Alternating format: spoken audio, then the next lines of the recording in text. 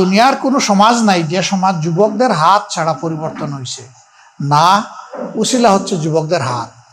এমনকি নবী করিম সাল্লাল্লাহু আলাইহি সাল্লাম তার কঠিন দিনে মক্কি জীবনে যাদেরকে সঙ্গী হিসাবে পেয়েছিলেন, আল্লাহ সাক্ষী, সমস্ত বয়স্ক লোকেরা তাদের যত শয়তানি কুটচাল আছে সব দিয়ে আল্লাহ নবীকে কষ্ট দিয়েছে, কিন্তু যুবকরা এসে পাশে দাঁড়িয়েছে। মক্কি জিন্দেগিতে মধ্যবয়সী দুইজন পাশে দাঁড়িয়েছিলেন শক্ত হয়ে। একজন হজরতে হামজা রাদিয়াল্লাহু তাআলা, যাকে বলা হয়েছে সাইয়্যিদুশ শুহাদায়ে আহলিল জান্নাহ, জান্নাতে যিনি শহীদদের নেতা হবেন। আরেকজন হচ্ছেন ওমর ইবনুল খাত্তাব রাদিয়াল্লাহু তাআলা আনহু, আল্লাহ তাকেও কবুল করেছিলেন।